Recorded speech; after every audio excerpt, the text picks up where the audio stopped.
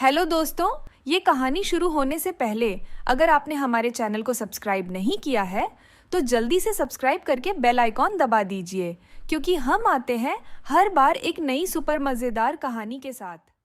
आज ममता जी बहुत खुश नजर आ रही थी क्योंकि उनके बेटे नवीन की शादी तय हो गई थी। इधर उनकी बेटी दिव्या भी खुशी से फूली नहीं समा रही थी। अब घर में भाभी आ जाएंगी जो उसकी पक्की सहेली बन जाएगी। बहुत प्यार से रहेंगी दोनों ननंद भाभी।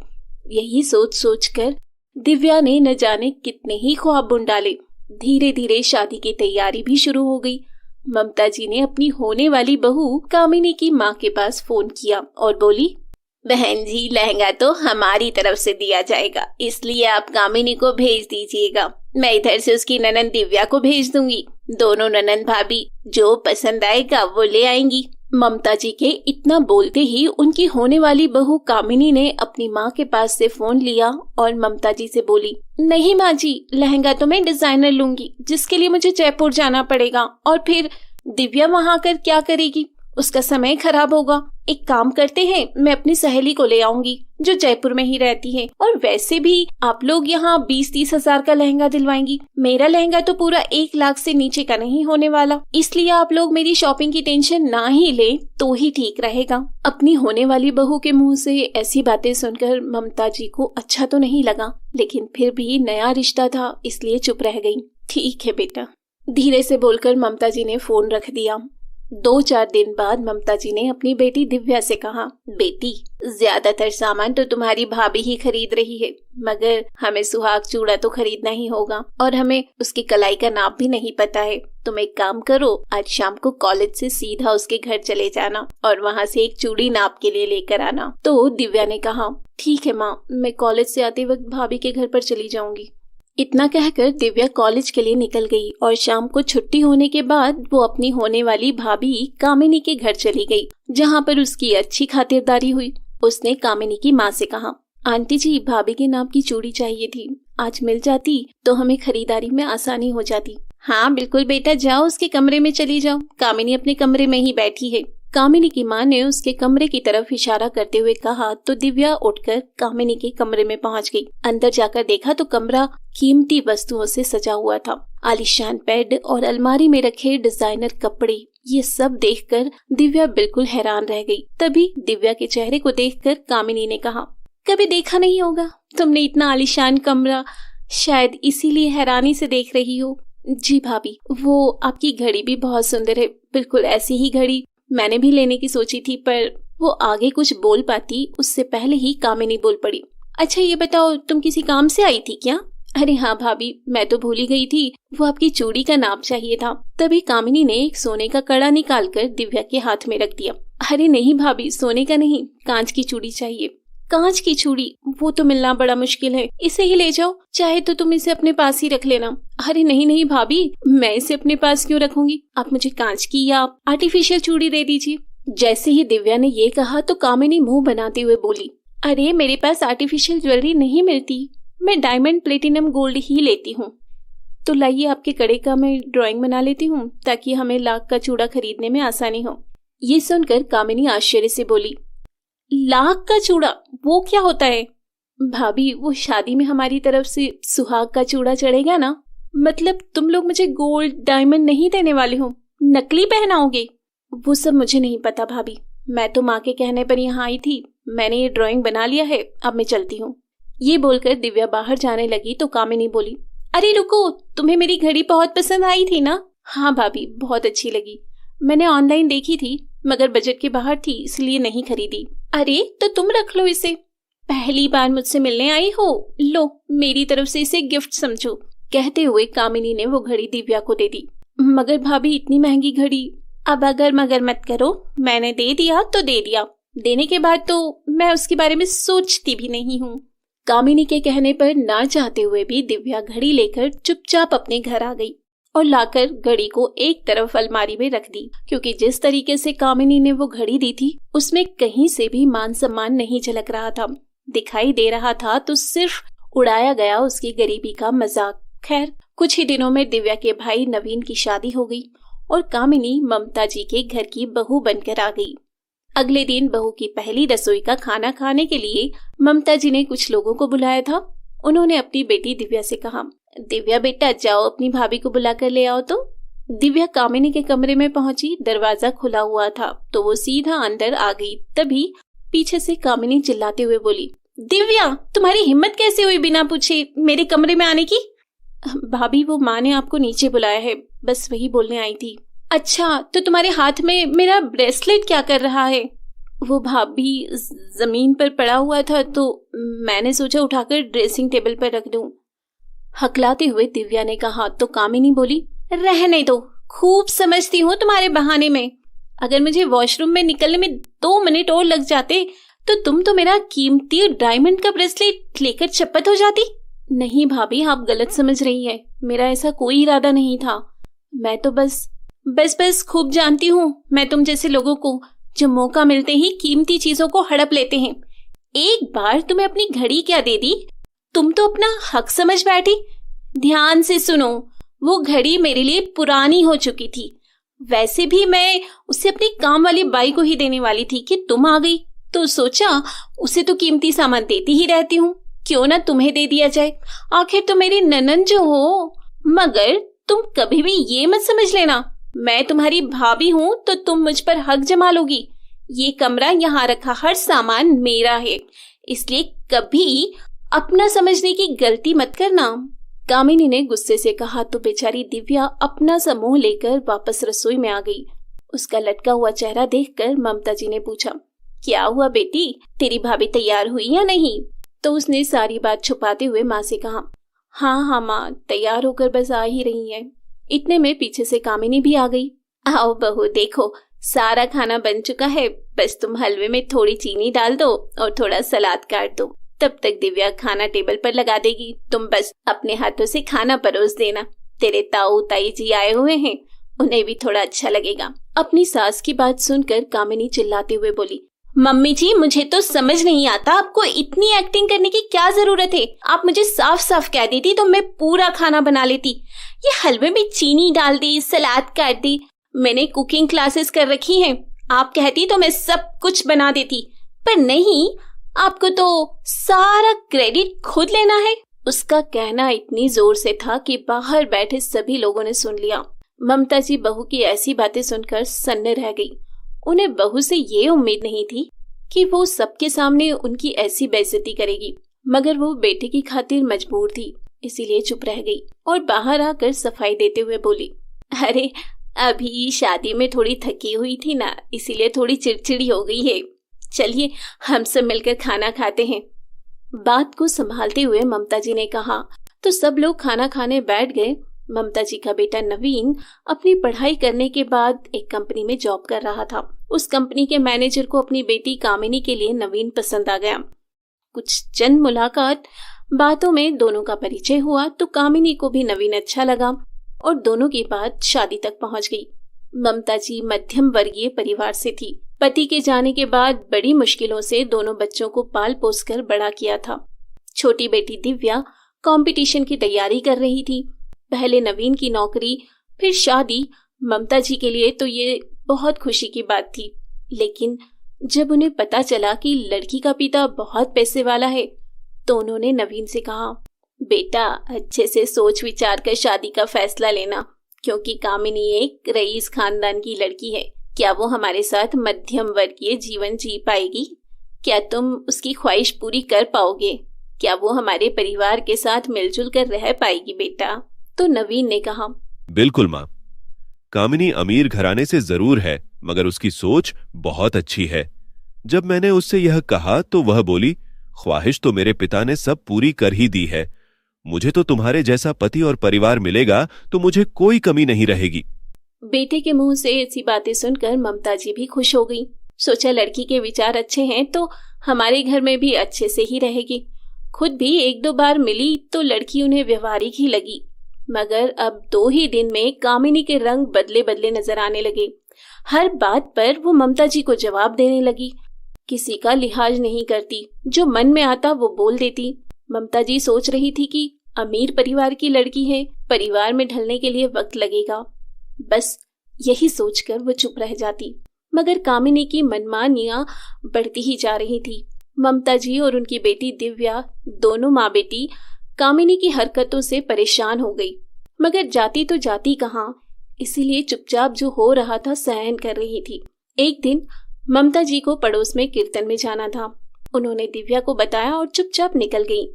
कुछ देर बाद दिव्या की सहेली ने दिव्या को अपने पास पढ़ने के लिए बुला लिया, तो दिव्या ने कामिनी के कमरे में जाकर दरवाजा बजाना ठीक नहीं समझा। पता नहीं किस बात पर भाभी भड़क जाएंगी, ये सोचकर वो चुपचाप बाहर से ताला लगाकर चली गई। क्योंकि दरवाजा अंदर से खोला जा सकता था, इसीलिए चिंता भी नहीं थी। कुछ देर बाद कामिनी ने दिव्या को चाय बनाने के लिए आवाज लगाई, मगर जवाब न आने पर उसने देखा तो घर पर कोई नहीं था। गुस्से से तमतमाकर उसने अपने पति नवीन को फोन लगा दिया। तुम्हारी माँ और बहन एक नंबर की बदतमीज है। घर में बहू को बंद करके घूमने निकल गई हैं। तुम इसे परिवार कहते हो? वैसे तो बड़ा कहती फिरती है तुम्हारी माँ कि तुम हमारी बेटी हो। अब किसी ने भी मुझे बताना ठीक नहीं समझा, या फिर उन्हें इतनी भी तमीज नहीं है कि कहीं भी जाए तो बता कर जाए। कामिनी का गुस्सा देखकर नवीन उसे शांत करवाते हुए बोला, अरे कामिनी, हम सबके पास चाबी रहती है। तुम्हारे आने से पहले हम कहीं भी जाते थे तो चाबी लगाकर चले जाते थे। इसमें कोई बड़ी बात नहीं है। हो सकता है वह तुम्हें डिस्टर्ब नहीं करना चाहती होगी। अच्छा, इतनी बड़ी बात है और तुम उन दोनों को ही सपोर्ट कर रहे हो? मुझे तुमसे ये उम्मीद नहीं थी। गुस्से में तमतमाकर कामिनी ने फोन काट दिया। नवीन को तो पता ही था कि कामिनी को बात का बतंगड़ बनाने की इतनी आदत है। वो सोचता आ रहा था कि घर पहुंचकर अब पता नहीं कौन सी गाज गिरेगी। लेकिन वो घर पहुंचा उससे पहले ही ममता जी घर पहुंच चुकी थी और बहू की सारी शिकायतें भी सुन चुकी थी। मगर जैसे ही कामिनी ने पति को देखा तो जोर जोर से चिल्लाने लगी, आपकी माँ को अपनी गलती दिखाई नहीं देती है। कहती है उनका नियम है भजन कीर्तन में जाने का, और मैं कमरे में थी इसलिए मुझे बताना भी जरूरी नहीं समझा। और तुम्हारी बहन, वो तो आवारागर्दी करते फिरती है। जब मन करता है अपनी सहेलियों के साथ पढ़ाई का बहाना बनाकर मटर गश्ती करने निकल जाती है। तभी दिव्या घर में दाखिल हुई। भाभी, क्या बकवास किए जा रही हो? मैं मटर गश्ती करने नहीं, मैं तो अपनी सहेली के साथ पढ़ाई करने गई थी। हाँ, खूब जानती हूँ ये पढ़ाई के बहाने, घूमना फिरना, चाट पकोड़े खाना और अमीर लड़कों के साथ बाइक पर बैठकर। वो आगे कुछ बोल पाती उससे पहले ही दिव्या चिल्लाते हुए बोली, बस करो भाभी, आगे एक शब्द और नहीं। आप मुझे जानती कितना है जो मेरे बारे में कुछ भी अनाप शनाप बोले जा रही है। तुम्हारी हिम्मत कैसे हुई मेरे सामने अपनी जुबान खोलने की? तुम हो कौन? तुम्हारी औकात क्या है? गरीब घर की लड़कियों को इतना मुंह नहीं खोलना चाहिए। शायद तुम्हें पता नहीं है, तू मेरे टुकड़ों पर पल रही है, इसलिए मुझसे ऐसी बदतमीजी दोबारा मत करना। ये सुनकर नवीन एकदम से कामिनी पर चिल्लाते हुए बोला, तुम्हारी हिम्मत कैसी हुई कामिनी, मेरी बहन से ऐसे बात करने की? अच्छा, इतना बुरा लग रहा है तो जाओ अपनी बहन के साथ बैठकर रोना शुरू करो, क्योंकि मैं पापा से बोलकर तुम्हें अभी नौकरी से निकलवा दूंगी। फिर बैठकर दोनों भाई बहन कटोरा लेकर मंदिर के बाहर भीख मांगना। और हाँ, अब मुझे तुम्हारी ये माँ और बहन घर में बर्दाश्त नहीं होती। इन्हें बरसाती वाले कमरे में शिफ्ट कर दो, वरना मैं मायके चली जाऊंगी तो लौट कर नहीं आऊंगी। ये दिन रात की किटकिट मुझे बिल्कुल पसंद नहीं है, इसलिए जल्दी से दोनों माँ बेटी अपना बोरिया बिस्तर यहाँ से समेट लीजिए। कामिनी की ऐसी बातें सुनकर नवीन घबरा गया और बिना कुछ बोले चुपचाप घर से बाहर चला गया। इधर बहू की बात सुनकर ममता जी हैरान रह गई, मगर अब करती भी क्या। एक माँ के बेटे के करियर के खातिर चुप रह गई और बरसाती वाले कमरे में शिफ्ट हो गई। अब तो आए दिन कामिनी दोनों माँ बेटी पर तंज कसती रहती। घर का कोई काम नहीं करती, बैठे बैठे बस हुक्म चलाती। दिव्या को बुरा तो बहुत लगता, मगर वो अपने माँ और भाई के कारण चुप रह जाती। दिन ऐसे ही निकल रहे थे। एक दिन कामिनी ने सबसे कहा, मेरी बहन की शादी तय हो गई है, मुझे बहुत सारी तैयारी करनी है, इसलिए मैं मायके जा रही हूँ। तो ममता जी ने कहा, बहू, शादी के तो अभी 2 महीने और हैं, तुम अभी से मायके चली जाओगी? तभी कामिनी ने उनकी बात को बीच में काटते हुए कहा, कर दी ना गरीबों वाली बात। यहाँ लोकल शॉपिंग नहीं की जाती, दिल्ली, मुंबई, जयपुर, पता नहीं कहाँ कहाँ जाना पड़ेगा। अब ये सब एक दिन में तो नहीं होगा ना। हाँ, आप लोगों को क्या पता, आप लोग तो कोई गलियों से शॉपिंग करते हैं, और ऐसा नहीं है कि मैं पूरे 2 महीने के लिए जाकर बैठने वाली हूँ। बीच बीच में आती रहूंगी, लेकिन हाँ, मुझे फोन करके टांग मत अड़ाना। ये बोलकर कामिनी अपना बैग उठाकर घर से चली गई। कुछ दिन बाद ममता जी की बहन और बहनोई आने वाले थे, यही सोचकर ममता जी ने अपनी बहू को फोन किया और बोली, बहू घर आ जाओ, मेरी बहन जीजा जी तुम्हारी शादी में नहीं आ पाए थे, सो अब मिलने आएंगे। तुम घर आ जाओगी तो उन्हें भी अच्छा लगेगा। ममता जी ने तो बड़े प्यार से कहा था, लेकिन कामिनी चिल्लाते हुए बोली, माँ जी मैंने कहा था ना कि फोन करके बीच में टांग मत अड़ाना। आप उनसे कह दीजिए उसकी बहन की शादी है और वो नहीं आएगी। पर बेटा तुम्हें गए हुए 20 दिन हो गए हैं, एक चक्कर तो घर का भी लगा जाओ, कुछ नहीं तो इसी बहाने आ जाओ, हमें भी अच्छा लगेगा। ममता जी ने धीरे से कहा तो कामिनी बोली, ओहो शादी हो गई है, इसका मतलब ये तो नहीं कि मैं मायके के फर्ज भूल जाऊं। और दूसरा, अगर आपको मिठाई वगैरह चाहिए तो मैं भिजवा दूंगी, मगर मुझसे आने की उम्मीद मत करना। वैसे भी ससुराल वालों को यही सब चाहिए होता है, आप इन्हीं में खुश हो जाते हो। ये बोलकर कामिनी ने फोन रख दिया। ममता जी को वैसे भी कामिनी के रंग ढंग पसंद नहीं थे, ऊपर से आज घर आने से मना करने पर वो गुस्से में और लाल हो गई और अपने बेटे नवीन से बोली, नवीन तू अपनी पत्नी से कुछ कहता क्यों नहीं है? हम गरीब हैं पर सम्मान की रोटी खाते हैं, ये अपने पैसों की धौंस बार बार बताना अच्छी बात नहीं है बेटा। और तू भी एक नंबर का झूठा निकला, तूने ये शादी सिर्फ बड़ी पोस्ट पाने के लिए की है ना, और हमें बताया भी नहीं। आज उसका हट जाना हमें अपनी इज्जत गंवा कर देना पड़ रहा है। क्या माँ, अब बस भी करो। तुम सारी जिंदगी कपड़े सीलकर कर ही क्या पाई हो? याद है 2 वक्त की रोटी भी हमें सब्जी के साथ नसीब नहीं होती थी। आज मैंने घर गाड़ी धन दौलत सब कुछ कमाया है तो आपको बुरा लग रहा है। और फिर कामिनी ने गलत भी क्या कहा है? हम गरीब तो थे ही, और अब कामिनी की वजह से ही हमारा स्टेटस बना है, तो फिर आप उसके मजे लीजिए। क्यों फालतू में एक बात बोलती हैं और 2 बात सुनती हैं? मौसी मौसा जी आ रहे हैं तो उनकी खातिरदारी कीजिए। पहले भी तो वह आपसे मिलने ही आते थे। दूसरी बात, जब हम गरीब थे तो कौन से मौसा मौसी जी ने हमारी मदद करते थे, जो हम इन लोगों के बारे में इतना सोचे? अरे जैसे पहले आते थे वैसे ही चाय नाश्ते से ज्यादा खातिरदारी करने की कोई जरूरत नहीं है। इतना बोलकर नवीन भी ऑफिस के लिए बाहर निकल गया। तभी उनकी बेटी दिव्या बोली, माँ हमने कौन से पाप किए हैं जो हमें दिन रात गरीब होने का ताना दिया जाता है? जाने दे बेटी, तेरी भाभी होगी अपने घर में अमीर, आखिर वो भी तो मायके में अपनी इज्जत गंवा ही रही है, मगर ये बात उन्हें कहाँ समझ में आई है? पैसों का घमंड जो चढ़ा हुआ है सर पे। खैर धीरे धीरे शादी का समय नजदीक आ गया। शादी वाले दिन नवीन ने अपनी माँ ममता जी से कहा, माँ आप लोगों को लेने के लिए ड्राइवर पहुंच जाएगा, आप समय पर आ जाना। ये बोलकर वो अपने ससुराल के लिए निकल गया। शाम को 8 बज गए थे, ना गाड़ी थी ना ड्राइवर। तो हार कर दिव्या ने अपने भाई को फोन लगाया, लेकिन नवीन का फोन नहीं मिला। तो उसने अपनी भाभी कामिनी को फोन लगाया और बोली, भाभी भैया ने कहा था कि गाड़ी भेज रहे हैं, कितना समय और लगेगा, जरा पता करके बता दीजिएगा। ये सुनकर कामिनी गुस्से से बोली, गाड़ी भेज रहे हैं? तुम्हारा दिमाग खराब हो गया है क्या? तुम जैसे भिखमंगों के लिए मैं ये फैसिलिटी भी दूंगी, चुपचाप ऑटो करके आ जाओ। अगर उसके पैसे ना हो तो ऑटो वाले से कहना कि दरवाजे पर खड़े गार्ड से पैसे ले लेगा। मेरा नाम लोगी तो ऑटो वाले का किराया तो वो दे ही देगा। फोन स्पीकर पर था, इसलिए ममता जी ने सारी बातें सुन ली और सोचने लगी, अगर अभी नहीं बोला तो कभी नहीं बोल पाएगी। यही सोचकर उन्होंने दिव्या के हाथ से फोन लिया और गुस्से से बोली, बहू अब बहुत हुआ, तुम अपनी अमीरी अपने पास रखो। जब तुमने और तुम्हारे पापा ने रिश्ता तय किया था तब ये नहीं देखा था हम जैसे गरीब भीखमंगों के घर में अपनी राजकुमारी की शादी कर रहे हैं। तब तो तुम्हारे मम्मी पापा ने यही कहा था कि हमें आपके जैसा सीधा सच्चा परिवार चाहिए ताकि हमारी बेटी सदा खुश रह सके। मगर तुम्हारे पापा ये भूल गए कि उनकी बेटी को प्यार, खुशियां या आशीर्वाद नहीं, सिर्फ रुपए पैसों से प्यार है। और इन्हीं पैसों के घमंड में वो अपनों से बड़ों की बेइज्जती करने में जरा सी भी देर नहीं करती। मगर कामिनी बहू, एक बात याद रखना, ये पैसा तुम्हारा कमाया हुआ नहीं है, तुम्हारे पिताजी का है। तुम कितना भी उस पैसों पर इतरा लो, मगर कायदे से उस पर तो तुम्हारा कोई हक नहीं है। और ध्यान रखना बहू, समय बदलते देर नहीं लगती। आज आपका समय है तो कभी हमारा समय भी आएगा। और हाँ, तुम्हारे घर की शादी तुम्हें मुबारक हो, हम दोनों तो नहीं आ पाएंगे। ये कहकर ममता जी ने फोन रख दिया। कामिनी तो महाबेशरम औरत थी, इसलिए उसे कोई फर्क नहीं पड़ा कि उसकी सास ने उसे क्या कहा और क्या नहीं। वो तो खूब मजे से अपनी छोटी बहन की शादी में एंजॉय करने लगी। बहस हो जाने के बाद ममता जी बेचैन हो उठी और सोचने लगी, आखिर कौन से जन्म के पाप मिल रहे हैं जो एक बेटा बहू मिली, वो भी ऐसी जिनसे कोई उम्मीद नहीं की जा सकती। बेटे ने भी माँ की परेशानियां नहीं समझी, जाकर पैसों के लालच में जोरू का गुलाम हो गया। बहू को इतना प्यार सम्मान दिया, लेकिन वो भी अपमान करने से पीछे नहीं हटती, जबकि उसे कोई रोक टोक नहीं। जैसा चाहे अपनी जिंदगी जिए, कभी हमने दखल अंदाजी नहीं की। बालकनी की कुर्सी पर बैठी हुई ममता जी की आंखों से आंसू बह निकले।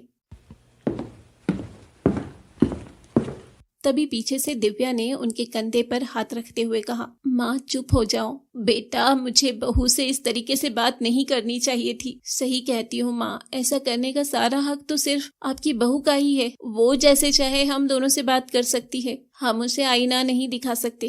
क्यों माँ, सही कहा ना मैंने? दिव्या ने कहा तो ममता जी बोली, नहीं बेटा, ऐसी बात नहीं है, लेकिन फिर भी मैंने आज बहू को कुछ ज्यादा ही बोल दिया। मुझे ऐसा नहीं बोलना चाहिए था। बुरे के साथ अगर हम भी बुरे बन जाएंगे तो हमारा और उनका स्तर एक ही हो जाएगा। हमें अपनी भलाई और अच्छाई नहीं छोड़नी चाहिए। हाँ माँ, ये तो आप सही बोल रहे हो। दोनों माँ बेटी गंभीर मुद्रा में बैठी रही।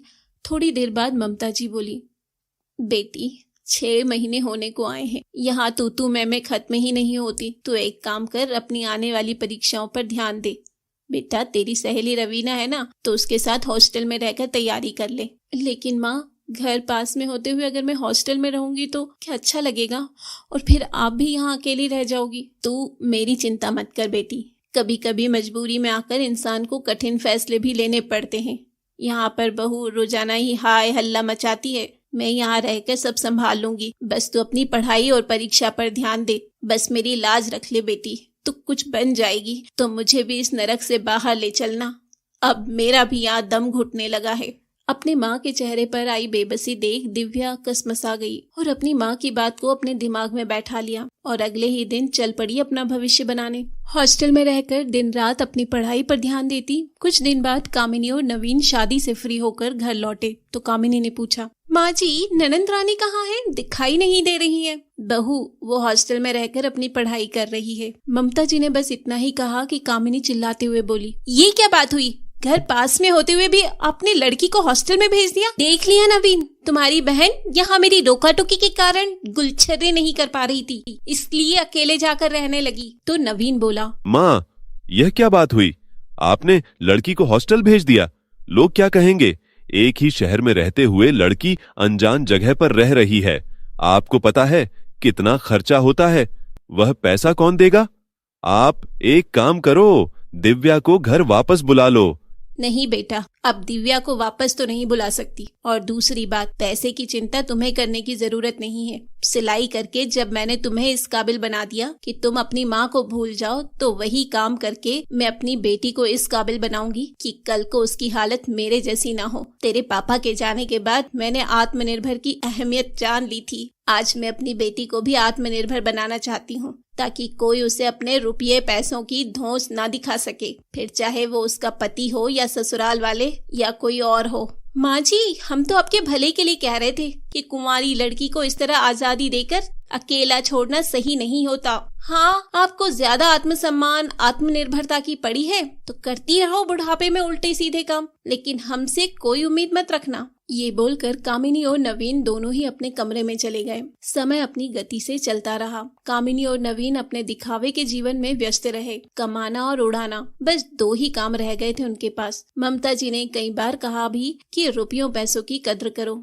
जितना खर्च करते हो उतनी ही बचत भी किया करो। तो बहू चटाक से बोली, ये सब फालतू काम आप जैसे गरीब लोगों पर शोभा देते हैं। हम जैसे अमीर लोग तो जितना कमाते हैं उतना ही उड़ा भी देते हैं। यही हमारी लाइफस्टाइल है। तभी तो हम 4 लोगों में अपनी हैसियत का दिखावा कर पाते हैं, आपकी तरह नहीं कि एक जोड़ी कपड़े में 10 जगह घूम आए। कामिनी का घमंड दिन रात बढ़ता ही जा रहा था। अब जब ख्वाहिशें इतनी बढ़ गई थी तो उन्हें पूरा करने के लिए पैसों की जरूरत भी पड़ती है। अब दिन ब दिन कामिनी अपने मायके में अपने पिता पर दबाव डालने लगी। आए दिन महंगे महंगे कपड़े खरीदती, लेकिन शॉपिंग का बिल अपने पिता के खाते में डाल देती। अपने ससुराल में न रहकर ज्यादातर मायके में पड़ी रहती। एक बार उसकी माँ ने कहा, बेटा, अब तुझे अपने ससुराल पर भी ध्यान देना चाहिए। अगर हमेशा यूं ही मायके में रहोगी तो ममता जी क्या सोचेंगी? इस पर कामिनी बोली, माँ, पहले तो आपने उन भूखे नंगे लोगों के घरों में मेरी शादी कर दी। वहाँ पर मेरे स्टैंडर्ड के हिसाब से कोई सुख सुविधा नहीं है। और वैसे माँ, मेरी छोटी बहन पूजा भी तो आती जाती रहती है, आप उसे तो कुछ नहीं कहती हो। कामिनी ने गुस्से से कहा तो उसकी माँ बोली, बेटा तू पूजा की बराबरी मत कर, वो तो अपने ससुराल में बहुत अच्छे से रम गई है और ना ही छोटे दामाद जी कभी हमसे कोई मदद मांगते हैं। और यहाँ नवीन ऑफिस में कुछ काम तो करते नहीं है, ऊपर से तनख्वाह के साथ अनावश्यक खर्चे भी जोड़ कर दिखाता है। अपने घर जाने के बजाय हमारे घर पर ही पड़ा रहता है। वो तो दामाद है इसलिए हम कुछ नहीं कहते, वरना तेरे पापा ये सब बर्दाश्त करते करते थक गए हैं। इसलिए कहती हूँ तुम दोनों सुधर जाओ, वरना हमें कोई ठोस कदम उठाना पड़ेगा। अपनी माँ की बात सुनकर कामिनी गुस्से से तमतमाते हुए बोली, माँ अगर आपने ऐसा कुछ करने की सोची तो मैं आप पर केस कर दूंगी और अपने हक की जमीन जायदाद ऑफिस में अपना हिस्सा सब कुछ ले लूंगी और आप कुछ भी नहीं कर पाएंगी। इसलिए मुझे ज्ञान देने की जरूरत नहीं है, मैं जो कर रही हूँ वही ठीक है। ये बोलकर कामिनी अपने कमरे में चली गई। कामिनी और नवीन के आचरण से ममता जी ही नहीं बल्कि उसके खुद के माता पिता भी परेशान हो चुके थे, मगर क्या करते, बेटी को खुद इतना सर पर चढ़ाया था, अब कर ही क्या सकते थे, इसीलिए कसमसा कर रह जाते। एक दिन कामिनी की छोटी बहन पूजा घर पर आई। अरे वाह, इतनी सारी शॉपिंग, कहाँ जा रही हो? कामिनी ने पूछा तो पूजा बोली, दीदी मैं और रमन मुंबई जा रहे हैं, पापा ने हमारी टिकट की है इसलिए थोड़ी शॉपिंग करके लाई हूँ। पापा ने कहा था कि टिकट घर पर रखी है, पास ही आई थी तो सोचा अभी ही ले लेती हूँ। पूजा ने जैसे ही ये कहा कामिनी आश्चर्य से बोली, क्या मम्मी पापा तुझे मुंबई भेज रहे हैं और मुझे कहीं भी नहीं भेजा था, अपने ही दोनों बेटियों में भेदभाव करते हैं। कामिनी बोल ही रही थी कि इतने में उसके पिता राम सिंह जी वहाँ आ गए और बोले, मैंने कोई भेदभाव नहीं किया। हाँ, मैंने पूजा के लिए टिकट करवाए हैं क्योंकि छोटे दामाद जी ने आज तक हमसे 1 रुपया नहीं मांगा। अपनी शादी का खर्चा भी उसने खुद उठाया है। उल्टा उसने तो मेरे डूबते व्यापार में मेरी मदद की है। इतना कुछ करने के बाद अगर मैं उन्हें मुंबई घूमने भेजता हूं तो मुझे नहीं लगता कि मेरी तरफ से कोई भेदभाव हुआ है, क्योंकि तुम इस बात से इनकार नहीं कर सकती कि जब से तुम्हारी शादी हुई है तुमने और दामाद जी ने सिर्फ रुपया पैसा ही मांगा है।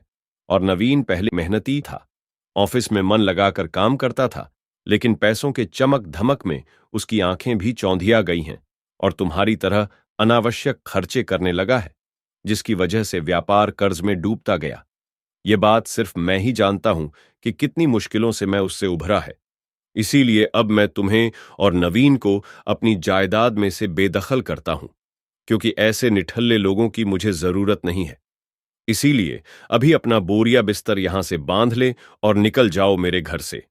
अपने पिता द्वारा अपनी इतनी बेइज्जती होने के बाद कामिनी वहाँ 1 मिनट भी नहीं रुकी और अपने ससुराल पहुँच गई, जहाँ नवीन अपना सर पकड़कर बैठा हुआ था। कामिनी ने गुस्से में कहा, अब तुम्हें क्या हुआ है, ऐसी शक्ल क्यों बना के रखी है? तुम्हारे लिए जिंदगी देने के चक्कर में मैं तो कंगाल हो गया ना, न घर का रहा और न घाट का।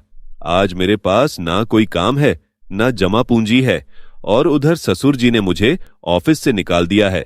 मेरे पास तो तनख्वाह भी नहीं है कि 2 वक्त की रोटी खा सकूं। अच्छा, मेरी वजह से ये सब हुआ है? जब पैसे थे तब तो तुमने खुले हाथों से खर्चा किया, यहाँ तक कि जुए सट्टे में भी पैसे लगाए, तब तुम्हारे हाथ नहीं रुके थे। खेल में तुम्हें भी मजा आता था, तब तो तुमने नहीं कहा कि कामिनी तुम्हारी वजह से आज मैं कितने मजे ले रहा हूँ। बहस धीरे धीरे इतनी तेज हो गई कि कमरे से निकलती आवाज पूरे घर में गूंज रही थी। मोहल्ले वाले भी उनकी तूतू मैं सुन रहे थे। तभी ममता जी ने आकर कहा, बेटा थोड़ा धीरे धीरे, आसपास के लोग खिड़कियों से झांक झांक कर तुम्हारी बातों के मजे ले रहे हैं। कल पूरे मोहल्ले में ताजा खबर की तरह तुम्हारी बातों को मिर्च मसाला लगाकर परोसा जाएगा। माँ जी आप तो बिल्कुल ही चुप हो जाइए, हम मियाँ बीवी के मामले में ना पड़ेंगी तो ही बेहतर है, और आइंदा मेरे कमरे में आई तो मुझसे बुरा कोई नहीं होगा। कामिनी ने अपना सारा गुस्सा ममता जी पर उतार दिया तो ममता जी चुपचाप बाहर आ गई। अब दाल रोटी का खर्चा चलाना भी नवीन और कामिनी के लिए मुश्किल हो रहा था। नवीन रोज नई नौकरी ढूंढने जाता और निराश होकर वापस लौट आता। इधर कामिनी अपनी माँ को रोज फोन कर माफी मांगने की कोशिश करती, मगर माँ अपनी औलाद को बहुत अच्छे से जानती थी, इसीलिए उन्होंने फोन उठाना ही बंद कर दिया, जिसके कारण कामिनी और भी ज्यादा चिड़चिड़ी होती गई। एक दिन ममता जी सामान लेने बाहर ही निकली थी कि दिव्या का फोन आ गया। माँ, मुझे सरकारी नौकरी मिल गई है, आपका सपना पूरा हो गया है माँ। ये सुनकर तो ममता जी खुशी से फूली नहीं समाई और बेटी को बहुत बहुत मुबारकबाद दिया। घर आकर ममता जी ने पूरे मोहल्ले में मिठाई बांटी। जब ये बात कामिनी को पता चली तो वो ममता जी के पास आकर बोली, वाह माँ जी, दीदी ने तो कमाल ही कर दिया, अब तो लाखों कमाएगी। सरकारी विभाग वाले तो 2 नंबर की कमाई करते हैं। चलो ये लो, बहुत ही बढ़िया हो गया, अब तो हमारे भी दिन फिर से खुल जाएंगे। माँ जी, हम दीदी का स्वागत ऐसा सूखा सूखा नहीं कर सकते, आज तो मैं खुद अपने हाथों से दीदी की पसंद का बेसन का हलवा और मटर कचौरी बनाऊंगी। ममता जी आज पहली बार बहू के मुंह से ऐसे प्यार भरे शब्द सुनकर रो पड़ी और बोली, बहू तुम्हें जो अच्छा लगे वो कर लो, क्योंकि आज तक तुम वही करती आई हो। मैं तो अपनी बेटी का इंतजार कर रही हूँ, बस उसे देख लूं जिसे अपने कलेजे पर पत्थर रखकर एक ही शहर में रहते हुए अपने से दूर रखा था। बोलते बोलते ममता जी फपक फपक कर रो पड़ी। इतने में गाड़ी की आवाज आई तो ममता जी ने जल्दी से अपने आंसू पोंछे और आरती का थाल लेकर दरवाजे की तरफ दौड़ पड़ी। पीछे से कामिनी और नवीन भी फूलों की माला लेकर स्वागत में खड़े थे। दिव्या का बड़े मान सम्मान के साथ स्वागत हुआ। खाने पीने में इतनी वैरायटी देखकर दंग रह गई। एक समय था जो घर में रोटी सब्जी भी सुकून से नसीब नहीं होती थी, वहाँ आज हलवा पूरी बनाया गया था। जो भाभी कभी 2 बोल मीठे नहीं बोली, आज उसकी जुबान पर मिश्री घुल रही थी। दीदी आप तो कुछ खा ही नहीं रही, लीजिए ना बेसन का हलवा, आपको बहुत पसंद है ना, आपको तो पूरा खत्म करना पड़ेगा। बोलते हुए कामिनी ने 2 चम्मच उसकी थाली में और रख दिया। दिव्या, तेरी भाभी ने बड़ी मेहनत से बनाया है, जरा बता तो कैसा बना है, और अगर कुछ और फरमाइश हो तो बता दे, अभी पूरी कर देगी। अपने भाई का बदला हुआ स्वभाव देखकर दिव्या बोली, भैया फरमाइश तो मैंने आज तक की ही नहीं, वरना भाई तो अपनी बहनों को अपनी आंखों से ओझल नहीं होने देते। और आपने तो हॉस्टल आकर कभी मेरी खोज खबर भी नहीं ली। पूरे 2 साल हो गए आपको राखी और टीका किए हुए। हर बार आपका इंतजार किया मगर आप नहीं आए। अरे बहन, पुरानी बातें छोड़, उस समय में व्यस्त था। तू तो जानती है धंधा पानी बंद हो गया, अभी प्राइवेट नौकरी कर रहा हूँ, इतना पैसा नहीं होता, तू समझ। लेकिन अब तू हमारे पास आ गई है तो देखना हमारे दिन भी खुल जाएंगे। अब जो तू कहेगी वह मैं तेरे बोलने से पहले ही लाकर तेरे कदमों में रख दूंगा। भाई की बात सुनकर दिव्या ने एक लंबी सांस ली। हे भगवान, इतना तो गिरगिट भी रंग नहीं बदलता जितना आज मेरे भाई और भाभी ने बदला है। कल तक मैं उनके लिए कुछ भी नहीं थी और आज सोने का अंडा देने वाली मुर्गी बन गई हूँ। ये बस इंतजार कर रहे हैं उस सोने के अंडे का जो हर महीने उनके हाथों में लाकर रखने वाली हूँ। वो मन ही मन ये सब सोच रही थी कि ममता जी दिव्या के सर पर हाथ फेरते हुए बोली, बेटा तू कैसी है? माँ, आज जो भी हूँ तेरी वजह से हूँ और तेरे लिए हूँ, और अब तुम भी ये रोना बंद करो, तुम्हारी खुशियों भरे दिन आ गए हैं। चलो अब मैं तुम्हें बस यहाँ से ले जाने आई हूँ। दिव्या ने ममता जी से कहा तो कामिनी बोली, दीदी मैं तुम्हें लेने आई हूँ का क्या मतलब है? आपका अच्छा है, आप हम सबको कहीं घुमाने ले जाना चाहती हैं। एक काम करते हैं, मॉल चलते हैं, फिर वहीं से आइसक्रीम खाएंगे। बस आप 10 मिनट रुको, मैं अभी आती हूँ। बोलकर कामिनी जल्दी से अंदर चली गई। थोड़ी देर बाद दिव्या ने अपनी माँ को गाड़ी में बिठाया। तभी कामिनी भी जल्दी से आकर दरवाजा खोलने लगी। अरे रे, आप कहाँ अंदर घुसी आ रही हैं? फिलहाल आपकी औकात नहीं है सरकारी गाड़ी में बैठने की। ये सुनकर उसका भाई बोला, दिव्या, ये क्या तरीका हुआ अपने भाभी से बात करने का? क्या यही संस्कार दिए थे हमने तुझे? तो दिव्या बोली, हाँ भैया, आप ही के दिए संस्कार हैं और आप ही को लौटा रही हूँ। मैंने घर से जाते समय अपनी माँ को वचन दिया था कि आपके साथ हुए हर दुर्व्यवहार का बदला लूंगी। हालांकि माँ हमेशा अच्छे काम करने पर यकीन रखती है, मगर आज मैं बुरे के साथ बुरा करके ही रहूंगी। जैसा मैंने वादा किया था कि आत्मनिर्भर बनते ही माँ को अपने साथ ले जाऊंगी, बस वही पूरा करने आई थी। और आप जैसे लालची भाई भाभी को हमेशा के लिए अलविदा कहने आई थी। बोलकर दिव्या ने ड्राइवर को चलने के लिए कहा और वहाँ से रवाना हो गई। कामिनी और नवीन अपना सा मुंह लेकर गाड़ी को जाते हुए देखते रह गए। ये है कमला। कमला के 3 बेटे हैं, राम, श्याम और चिंटू। बड़े बेटे राम की पत्नी संगीता, जिसकी जिम्मेदारी घर पर सबके लिए स्वादिष्ट खाना बनाना है। दूसरे बेटे की पत्नी अनन्या खाना बनाने में मदद करती थी, जैसे कि सब्जियां काटना, बर्तन मांजना और घर की साफ सफाई भी करना। ओहो, आज कितनी गर्मी हो रही है, बाप रे बाप, किचन में तो जान निकल जाती है। हाँ भाभी, घर की साफ सफाई करते करते मेरा भी दम निकल जाता है। घर का काम है, तुम दोनों को ही मिलकर करना होगा और कोई बाहर से थोड़ी आएगा हमारा काम करने। और वैसे भी गर्मी के मौसम में तो गर्मी होगी ही।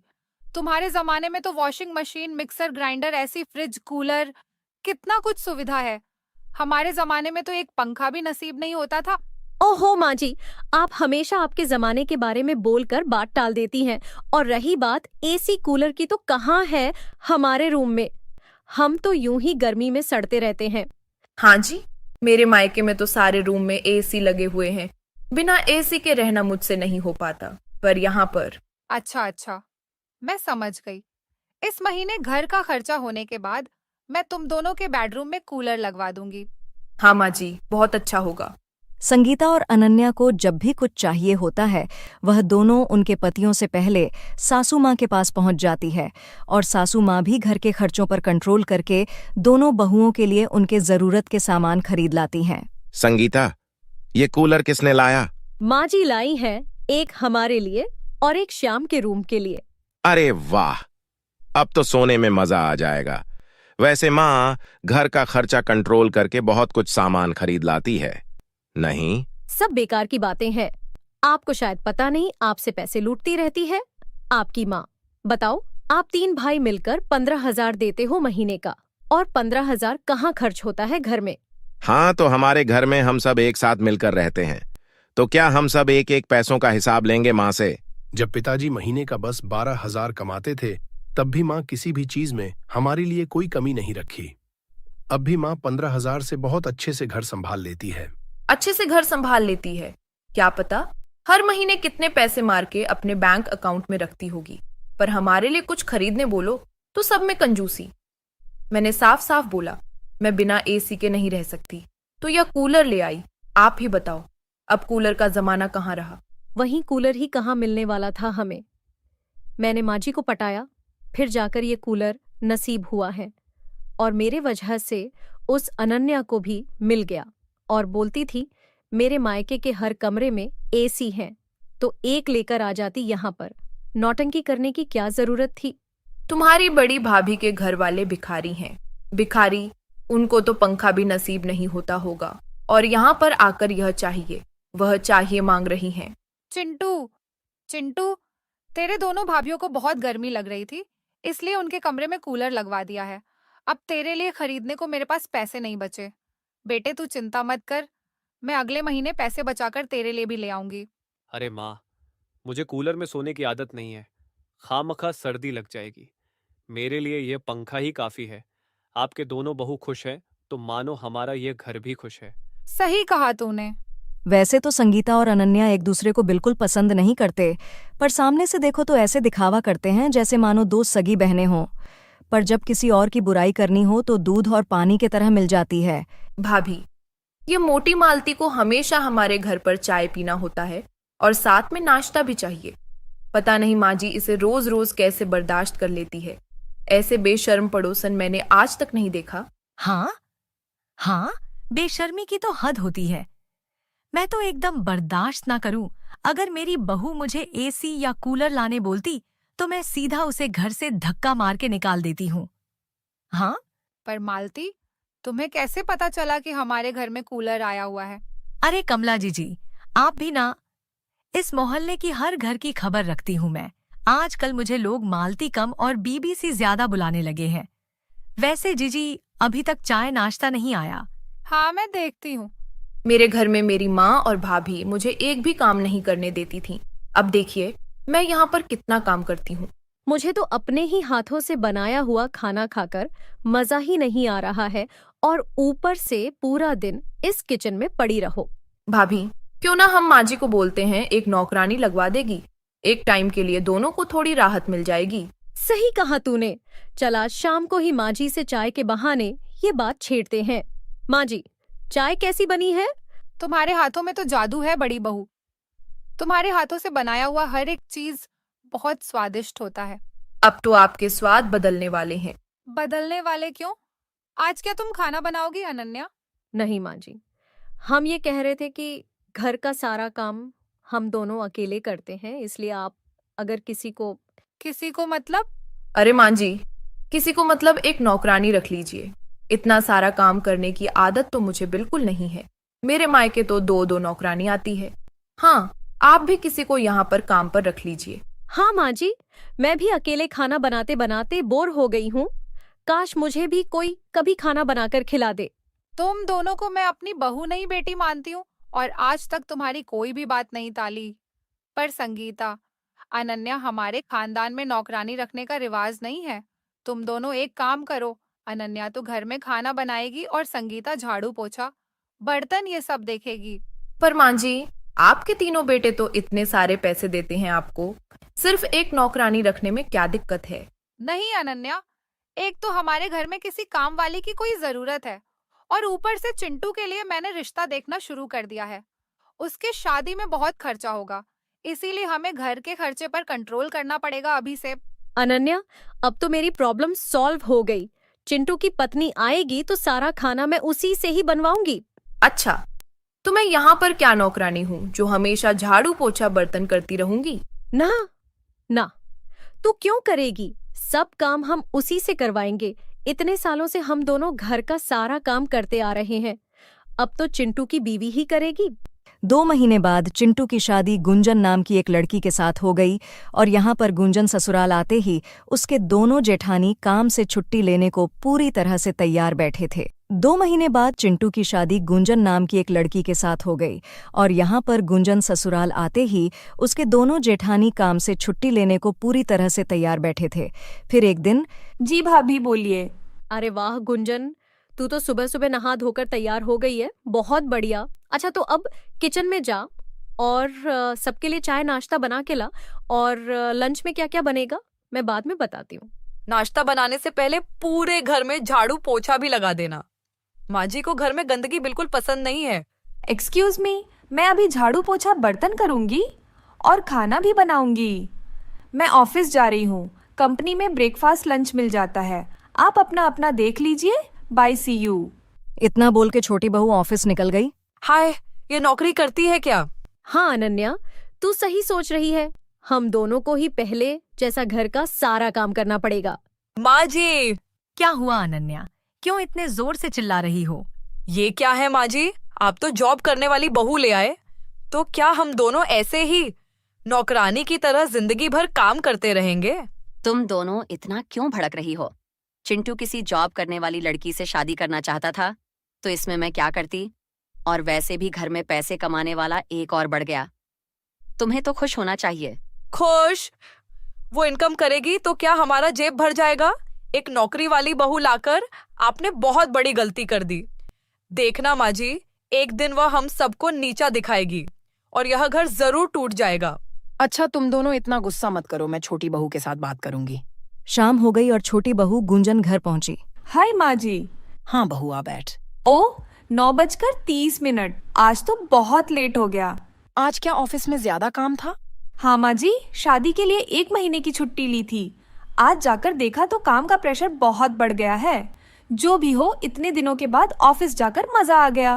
रोज ऐसे ही लेट होगा बहू? अरे नहीं माँ जी, कल से मैं 7 बजे ही आ जाऊंगी। बहुत अच्छी बात है, पढ़ी लिखी हो, जॉब करती हो, पैसे कमाती हो, वह सब तो ठीक है छोटी बहू, पर अभी तुम्हारा घर गृहस्थी शुरू हो गया।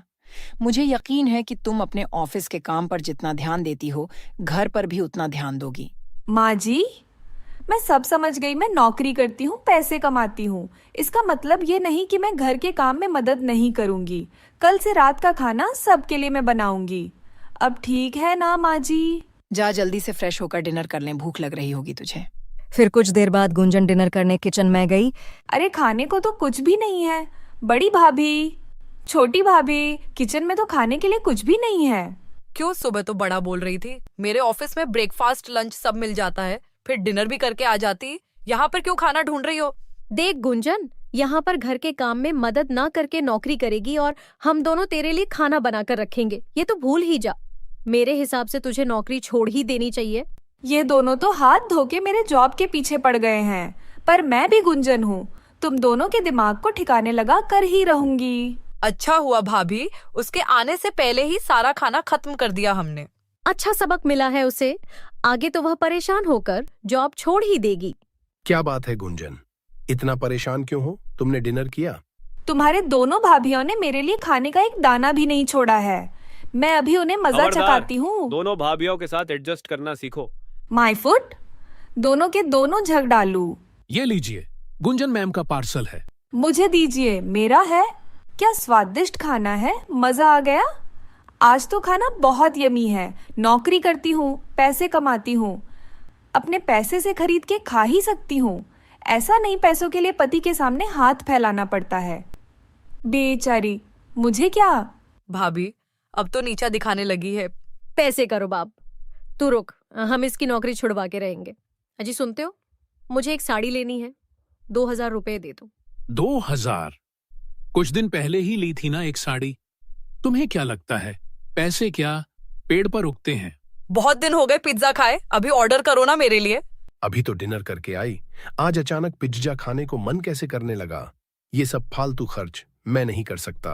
ऐसा नहीं कि पैसों के लिए पति के सामने हाथ फैलाना पड़ रहा है। अगले दिन सुबह रोज की तरह तैयार होकर गुंजन ऑफिस चली गई। मुझे आज जल्दी घर जाकर डिनर बनाना पड़ेगा सबके लिए, नहीं तो सासू माँ गुस्सा करेगी और वह दोनों को तो मौका मिल जाएगा मेरे खिलाफ सबको भड़काने को। फिर गुंजन ऑफिस का काम जल्दी जल्दी खत्म करके घर पहुंचकर डिनर बनाना शुरू कर दी। गुंजन, तुम यहाँ पर क्या कर रही हो? मैं डिनर बना रही हूँ भाभी। तुम क्यों बना रही हो खाना? इस घर में खाना बस मैं ही बनाती हूँ। तो आज से आप सिर्फ दिन में बनाइए, रात का खाना मैं बनाऊंगी। पर तुम्हारे हाथ का खाना, मेरा मतलब है मेरे हाथ का खाना सबको बहुत पसंद है। हाथ चाट चाट कर खाते हैं। मेरा बनाया हुआ खाना बहुत हेल्थी होता है। कोलेस्ट्रॉल, डायबिटीज, ब्लड प्रेशर सब सही हो जाता है। वाह, अच्छा तो तुम्हारा कहना है कि मेरा बनाया हुआ खाना अनहेल्थी है। अरे भाभी, आपको ऐसे बोलने लगी है अब। देखिए भाभी, मैंने आपको ऐसा कुछ भी नहीं बोला। आज से रात का खाना मैं बनाऊंगी। Do you understand? And now please go. चलो भाभी, यहाँ से जाने को बोल रही है अंग्रेजी में। मेरे मायके में सब अंग्रेजी बोलने वाले हैं, ज्यादा दिखा रही है। अब इस घर में जेठानी और देवरानी में हो गई खिटपिट शुरू। देखा तूने वह कैसे मुझे किचन से निकाल दी? अरे 10 सालों से मैं अपने बेडरूम से ज्यादा वक्त इस किचन में गुजारी हूँ और उसे 1 हफ्ता भी नहीं हुआ इस घर पर आए हुए। अरे भाभी जाने दो, आप ही तो बोल रहे थे कि खुद के हाथ का खाना खाकर बोर हो गए, फिर उसे करने दो। फिर कुछ देर बाद सासू माँ डिनर करने पहुंच गई। गुंजन, मेरा मेडिसिन लेने का वक्त हो गया है। पहले मैं खा लेती हूँ, फिर अपने पतियों के साथ तुम सब मिलकर बैठ जाना। हाँ माँ जी, ठीक है, मैं अभी लाई। छोटी बहू, सब्जी थोड़ा फीका बन गया है। नहीं नहीं माँ जी, आज से ऐसे ही खाने की आदत डाल लीजिए। रात का खाना लाइट होना चाहिए और हेल्दी भी। माँ जी, खाना कैसा बना है?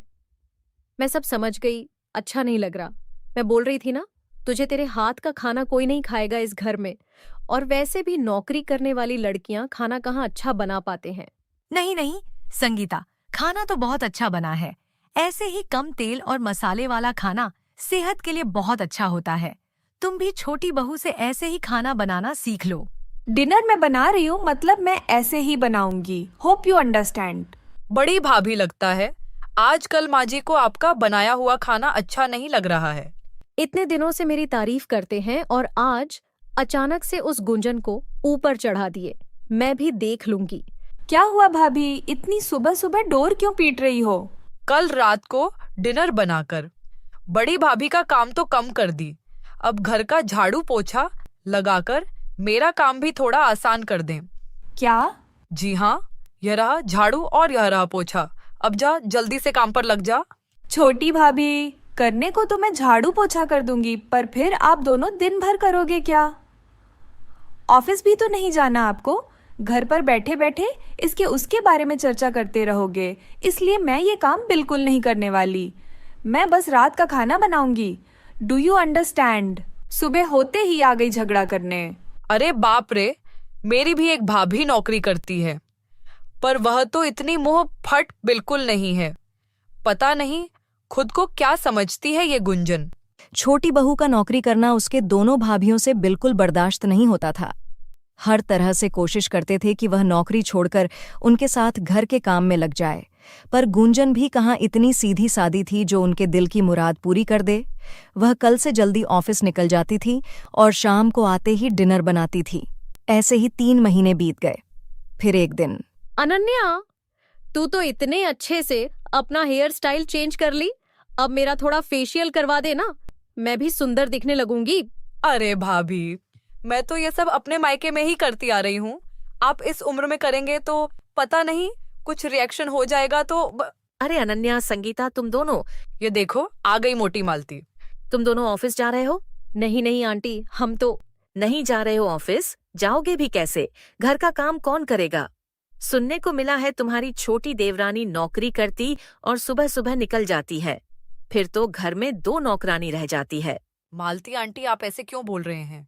अरे नहीं नहीं, मैं तो तुम दोनों की तारीफ कर रही हूँ। दिन भर झाड़ू पोछा बर्तन, घर की साफ सफाई, खाना बनाना, इतना सारा काम तो मेरे से ना हो पाता। पता नहीं तुम दोनों कैसे करते हो और क्यों करते हो। हाँ आंटी, करना तो पड़ता है, घर का काम है। वैसे छोटी बहू के आने के बाद कमला जीजी तुम दोनों से प्यार तो करती है ना? माँ जी तो हम दोनों से सबसे ज्यादा प्यार करते हैं। मेरा बनाया हुआ खाना हाथ चाट चाट कर खाते हैं। ऐसा क्या? पर छोटी बहू का बनाया हुआ खाना तो हेल्दी होता है, मैंने सुना है। तुम दुखी मत हो, सारे मुसीबत का हल है इस मालती के पास। हम क्या करें आंटी, आपको तो सब पता है। अब आप ही बताइए हमें। तुम सब अलग अलग क्यों नहीं हो जाते? सब अपना अपना काम करोगे, खुद का पैसा भी बचेगा, मजा करोगे, आराम से रहोगे और नौकरी भी कर सकते हो। वैसे कितने रुपए देते हो अपने सास को हर महीना? पूरे 15,000 लेते हैं अपने बेटों से, घर के खर्चों के लिए। 15,000? मुझे इतने सारे पैसे हर महीने मिलते तो मैं अपनी बहू के लिए सोने का गहना ले आती। बाकी मेरी बहू के कमरे में तो एसी है ही, मैंने उसे गिफ्ट किया। पर तुम्हारे कमरे में कूलर है शायद। पर तुम दोनों इस मालती आंटी के होते हुए बिल्कुल टेंशन मत लो। तुम्हें घर से अलग होने के लिए आइडिया देती रहूंगी। अरे गुंजन, तुम खामखा टेंशन ले रही हो ना।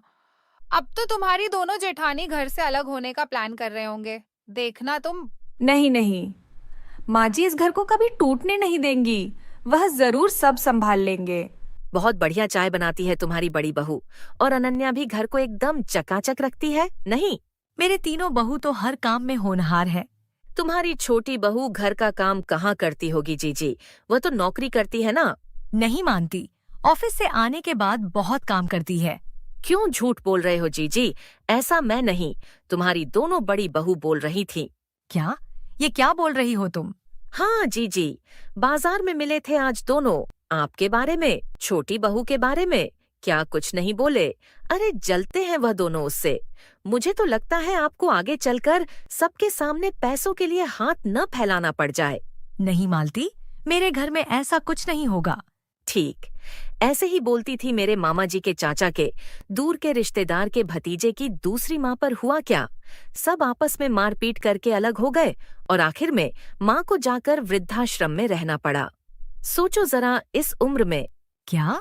हाँ जीजी, मेरा कहना है कि झगड़ा बढ़ने से पहले अलग अलग हो जाना ही बुद्धिमान का काम है।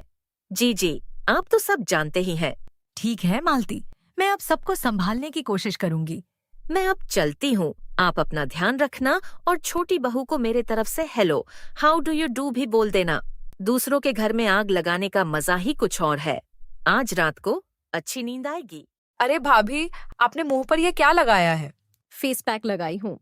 पर ये सब अचानक से क्यों? जब तू अकेले पार्लर चली जाती है, मुझे तो कभी नहीं बुलाती। और वो गुंजन क्या करके आती है जो इतना सुंदर लगती है, तो फिर मैं क्यों नहीं ख्याल रखूं अपने चेहरे का? भाभी, आप दिन भर इतनी गर्मी में सबके लिए खाना बनाएंगे तो चेहरा खराब हो ही जाएगा। इसमें मैं क्या कर सकती हूँ? मैं अब किसी के लिए खाना नहीं बनाने वाली, सब अपना अपना करेंगे। मालती आंटी जैसे बोली हैं, सब कुछ वैसे ही करते रहना। खबरदार, मैं फिर से बोल रही हूँ, अगर माँ जी को इस बार पूरे पैसे दिए तो देख लेना, मैं बेटे को लेकर हमेशा के लिए अपनी मायके चली जाऊंगी। पर इतने सालों से माँ को 5,000 देते आ रहा हूँ, अब कम कैसे करूं? क्यों नहीं कर सकते कम? आपके छोटे भाई की बीवी कमाती है, पर वह कहाँ घर पर पैसे देती है। कान खोल के सुन लीजिए, आप 3,000 से एक भी पैसा ज्यादा नहीं देंगे। बस 3,000? पर माँ इतने में घर कैसे चलाएगी? ज्यादा जरूरत पड़ेगी तो माँ जी अपनी छोटी बहू से ले लेगी, जॉब वाली बहू जो लाई है। पत्नियों की बात मानकर इस बार राम और श्याम माँ को 3,000 महीने राशन पानी के लिए दे दिए। बेटा, तुम दोनों इतने कम पैसे क्यों दिए हो? उतने में ही घर चलाइए माँ जी, अब हर महीने इतना ही देंगे हम। और हाँ, ज्यादा जरूरत पड़े तो अपनी जॉब वाली बहू से ले लीजिएगा। अब कमला देवी बड़ी टेंशन में आ गई। बहू से कैसे पैसे मांगेंगे भला? फिर वह छोटा बेटा और छोटी बहू के घर वापस आने का इंतजार करने लगे। आ जाओ, दोनों बैठो यहाँ पर। माँ, ये लो 5,000 इस महीने का खर्चा। गुंजन, आज तुम्हें भी सैलरी मिली होगी। हाँ माँ जी, मुझे तो कल ही मिल गया है। अच्छा, तो तुमने क्या किया उन पैसों का? कुछ पैसा डिपॉजिट किया और कुछ मेरे मम्मी पापा को भेज दिया, और बाकी पैसों से एक एसी के लिए एडवांस दे आई हूँ। रात को बहुत गर्मी होती है माँ जी, और सुबह ऑफिस का काम, नींद अच्छे से ना हो तो काम अच्छे से नहीं होता है, आप ही बोलिए। हाँ, वैसे तो बात तुमने सही कहा। ठीक है, अब तुम दोनों जाओ, फ्रेश हो जाओ। कमला देवी चाहकर भी अपनी छोटी बहू से पैसे नहीं मांग पाई। देखा आपने, वह गुंजन ना तो घर का काम करती है और ना ही घर के खर्चे के लिए पैसे देती है। अरे वह तो अपने माँ बाप को पैसे भेजती है, और आप मेरे माँ को कुछ देने बोलो तो एकदम भड़क जाते हो। जरा देखो अपने छोटे भाई को, कुछ नहीं बोलता अपनी पत्नी से। पर वो पैसा गुंजन का है, वह चाहे किसी को भी दे, उसमें चिंटू या फिर हमें बोलने का कोई हक नहीं। अच्छा, अगर हमें उन पैसों के बारे में बोलने का हक नहीं, तो आज से मैं भी इस घर में कोई काम नहीं करूंगी। जितना काम गुंजन करेगी उतना ही मैं करूंगी। बस रात का ही खाना क्यों, अब पूरा टाइम का खाना गुंजन बनाएगी। अरे बड़ी आई नौकरी वाली नौटंकी बहू। 15,000 में घर का राशन पानी हो जाता था, पर अब 11,000 में कैसे मैनेज करूंगी, यही दिन देखना बाकी रह गया था, जो मुझे राशन पानी के लिए सबके सामने हाथ फैलाना पड़ेगा। मालती शायद सही बोल रही थी। अनन्या, यह घर की साफ सफाई अभी तक नहीं हुई, मैं पूजा कैसे करूंगी? और संगीता बहू अभी तक चाय नाश्ता नहीं बनाई। माँ जी, मैं एक भी काम नहीं करूंगी इस घर का। आपकी छोटी बहू ना तो घर का काम करती है और ना ही राशन पानी का खर्चा देती है, फिर हम क्यों करें? हाँ माँ जी, मैं भी आज से कोई खाना नहीं बनाने वाली। उसे ही बोलिए सारा काम खत्म करके ऑफिस जाए। तुम दोनों बड़ी हो, फिर भी ऐसी हरकत क्यों कर रही हो? क्यों बसा बसाया घर तोड़ने में तुली हुई हो? गुंजन, तुम नौकरी करती हो, इसीलिए यह दोनों आज से घर का कोई काम नहीं करेंगे। या तो नौकरी छोड़ दो या फिर घर का काम करो। अभी तक चाय नाश्ता नहीं बना और घर की साफ सफाई भी नहीं हुई। कोई बात नहीं माँ जी, आज मैं ऑफिस थोड़ा लेट जाऊंगी, सब हो जाएगा। जाइए, आप पूजा की तैयारी कीजिए। गुंजन बिना कुछ बोले पूरे घर की साफ सफाई कर दी और फटाफट नाश्ता भी बना दी, और उसके 2 जेठानी उसे हड़बड़ी में काम करते हुए देख मजा ले रही थी। हेलो, हाँ मालती मौसी बोलिए। तू क्या सोच रही है? गुंजन से अलग होकर उस अनन्या के साथ मिलकर रहेगी? यह गलती बिल्कुल मत करना। संगीता, उसके शादी को 2 साल हो गए हैं, अब वह प्रेग्नेंट हो जाएगी तो सारा काम तुझे ही करना पड़ेगा, सोच ले। हाँ आंटी, आपने तो एकदम सही कहा। हाँ आंटी, आप जैसे कहेंगे मैं वैसा ही करूंगी। मेरा कहना, मान और संगीता के साथ मिलकर रहने का ख्याल छोड़ दे। अरे देख, उसका बच्चा है, स्कूल जाता है, दूध, बिस्कुट, मैगी, फ्रूट, हॉर्लिक, चिप्स, इस सब के खर्चे में तू क्यों पड़ेगी? अकेले रह और मस्ती कर। दोनों जेठानी राशन पानी अलग अलग करने की पूरी तैयारी में लगे हुए हैं, और इधर गुंजन दिन रात घर का काम, ऑफिस का काम अकेले करते करते बहुत टायर्ड हो जाती थी। गुंजन, मैंने तो नए प्रोजेक्ट का वर्क फ्लो क्लाइंट को कल ईमेल करने बोला था और अभी तक नहीं हुआ। May I know the reason?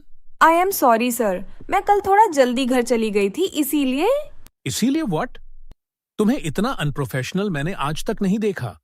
और रोज रोज ऑफिस लेट आना, फिर जल्दी घर निकल जाना, ये सब क्या चल रहा है गुंजन? आई एम सॉरी सर, आगे से ऐसे नहीं होगा।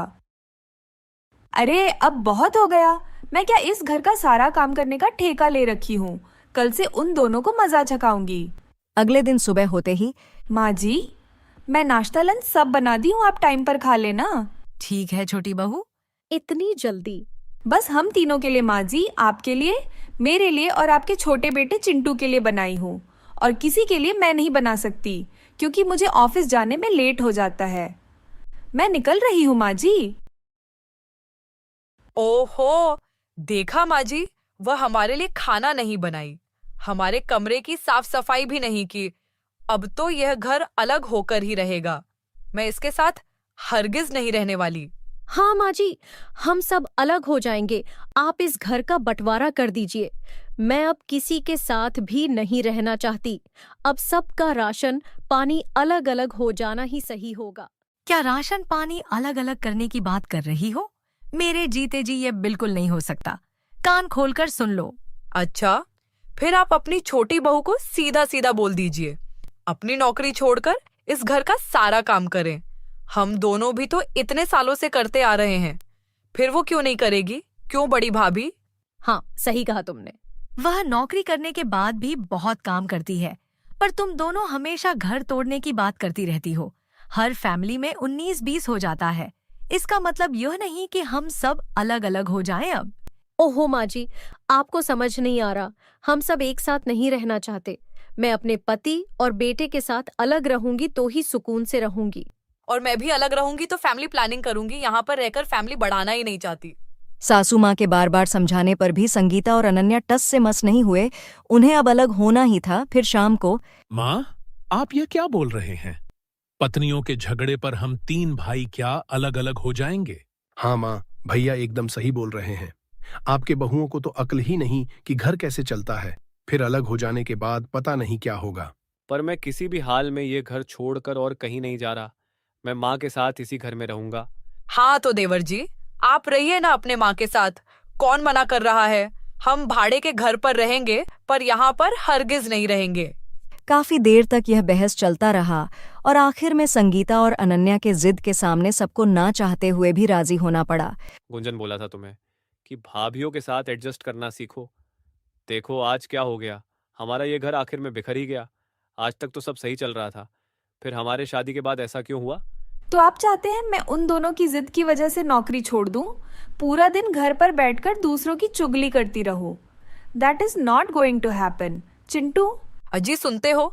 मालती आंटी बोल रही थी 9वें लेन में एक घर खाली है, बहुत अच्छा घर है। उन्होंने बात भी कर ली है। हम कल ही शिफ्ट हो जाएंगे। नहीं तो क्या पता वह घर चला जाए। अनन्या, बड़ी भाभी को भड़का के ये घर तोड़ ही दिया आखिर तुमने। मैंने तोड़ दिया। चुप रहो, आपको कुछ भी नहीं पता इस घर में क्या क्या चल रहा था। अब से देखते जाओ बस। अब से अलग रहने से हमारी कितनी बचत होती है और हम कहां से कहां पहुंच जाते हैं। संगीता, तुम तो बड़ी बहू हो इस घर में आए हुए। तुम्हें 10 साल हो गया है। सबको संभाल के रखना तुम्हारा काम था, पर तुमने ही यह घर तोड़ दिया। मैंने कुछ नहीं किया। ये तो एक ना एक दिन होना ही था। अलग रहेंगे तो पैसों की बचत होगी और हमारे बेटे को भी एक अच्छे स्कूल में पढ़ाएंगे। आप समझते क्यों नहीं? यहाँ पर रहकर सबके पीछे पैसे क्यों उड़ाना? अगले दिन सुबह होते ही संगीता और अनन्या अपने अपने पतियों के साथ अलग रहने निकल पड़े। माँ, अपना ध्यान रखना, मैं आपको पैसे भेजूंगा। ओहो, आप भी ना? माँ जी को पैसे भेजने की क्या जरूरत है? चिंटू और उसकी पत्नी दोनों कमाते हैं। माँ जी का ख्याल नहीं रख सकते क्या? एक ही तो इंसान है। माँ, हर दिन सुबह आपसे मिलने आऊंगा। खाना और दवाई टाइम पर लेते रहना। अच्छा, यहाँ पर रोज आके मेरे खिलाफ बातें करोगे सब? भूलना मत, मेरे मायके में एक वकील भी है, अंदर करवा दूंगी सबको। आज कमला देवी बहुत रोई।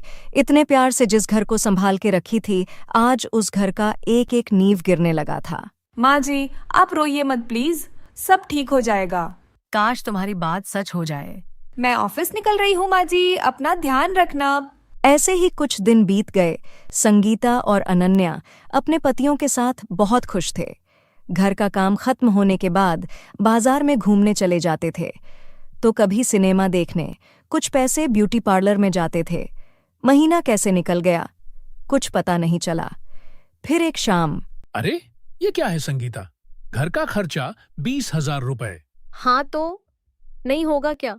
भाड़े के घर पर रहते हो आप, खुद का घर थोड़ी है। हाँ, तो घर का भाड़ा बस 5,000। उसके बाद राशन पानी का खर्चा और 5,000 में हो जाना चाहिए था, पर यह तो 20,000 है। पहला महीना है, खर्चा ज्यादा होगा ही। आप खामखा टेंशन ले रहे हो। अनन्या, मैं हर महीना इतना खर्चा नहीं कर सकता। मेरी सैलरी ही कितनी है जो तुम 18 से 20,000 यूं उड़ा दोगी? यूं नहीं उड़ा दिया। मैंने जो भी किया है इस घर के लिए किया। अब क्या एक एक पैसों का हिसाब लोगे मेरे से? अपने माँ से तो एक बार भी नहीं पूछते थे। क्या करती है वो इतने पैसों का? तुम्हें शर्म नहीं आती है ये सब बोलने से पहले? माँ 5,000 लेती थी और तुम उससे भी घटाकर 3,000 कर दी थी। मैं यह बेकार की बातें नहीं करना चाहती। घर पूरा बिखरा हुआ पड़ा है।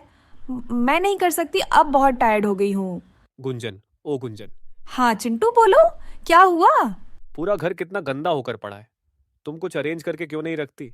चिंटू, घर का काम, ऑफिस का काम मुझसे अकेले नहीं हो पाता। सुनो, हम दोनों मिलकर अच्छा पैसा कमा लेते हैं, फिर आप एक काम वाली क्यों नहीं रखते? पहली बात कि माँ इस घर में किसी नौकरानी को घुसने भी नहीं देगी, और दूसरा, तुम ये पैसों का घमंड करके दोनों भाभियों को गुस्सा दिलाई हो, इसीलिए तो वह दोनों घर छोड़कर अलग अलग हो गए और तुम भुगतो अकेले। लगता है अब घर के काम में मुझे गुंजन की मदद करनी चाहिए। वह दिल की बहुत अच्छी है, पर अकेले इतना सब काम कैसे कर पाएगी भला। अगले दिन सुबह होते ही कमला देवी घर में झाड़ू पोछा लगाना शुरू कर दी। माँ जी, आप ये सब क्यों कर रहे हैं? छोटी बहू, तुम अकेले कितना काम करोगी? मैं यह सब कर लेती हूँ। तुम जाओ, जल्दी से खाना बना दो।